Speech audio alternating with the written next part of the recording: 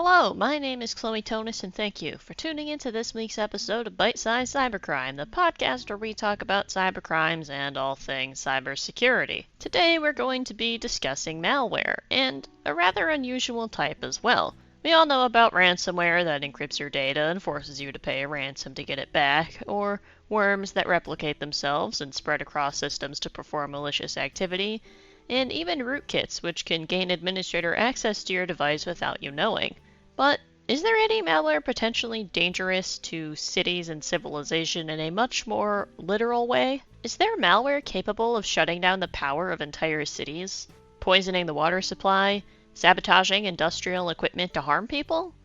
It may surprise you that there is potential for this, especially as industrial devices are becoming smarter and are becoming connected to the internet. There is more room for exploitation of them. A threat intelligence firm owned by Google known as Mandiant recently gave a name to some malware discovered in 2021, and that name was Cosmicenergy. It was submitted to the Google-owned website VirusTotal, which is a website that malware samples can be submitted to, or people can use it to see if files or websites contain any malware using their database as a reference. Although this malware was discovered in 2021, which was now about 2 years ago, the implications of it were only realized recently, which is why it's featured on this episode. Cosmicenergy is designed to cause electrical power grid disruptions by infecting devices that act as a remote terminal unit, leveraged in the electric transmission and distribution in Europe and Asia.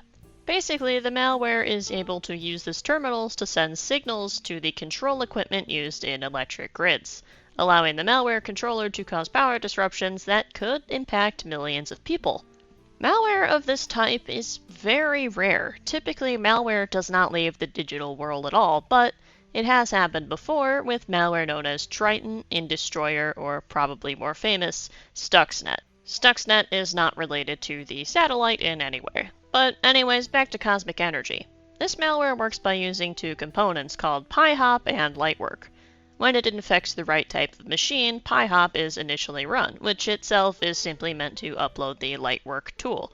PyHop simply gains a foothold.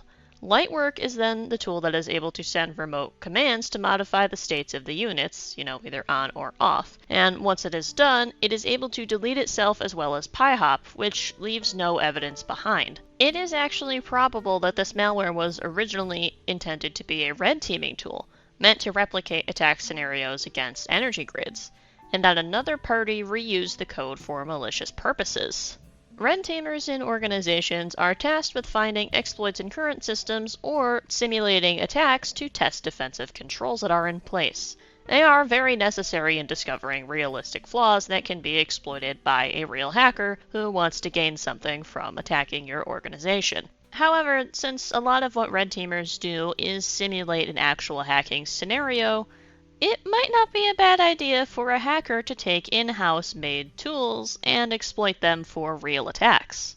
I'd also like to highlight something that makes this type of malware a bit more difficult compared to your standard malware that infects a typical Windows system. Specialized machines that run these industrial processes can be difficult to patch. Patches aren't simply less frequent or they are forgotten about when it comes to typical vulnerability remediation, because not a lot of people know these machines can be exploited in this way. And part of this is because, as I said earlier, this type of malware is pretty rare.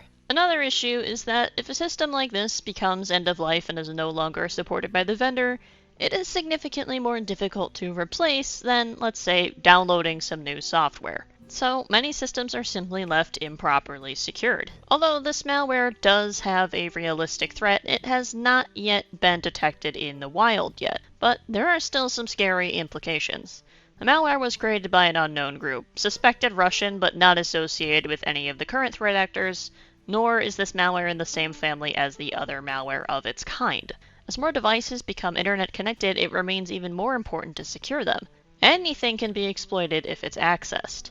If a group of unknowns can steal red team testing code and modify it to produce real attacks, more sophisticated groups can make similar malware that is harder to detect with more advanced capabilities. So what can even be done about this type of malware? Well, in this very specific case, the malware itself is unable to actually locate any machines it's capable of infecting.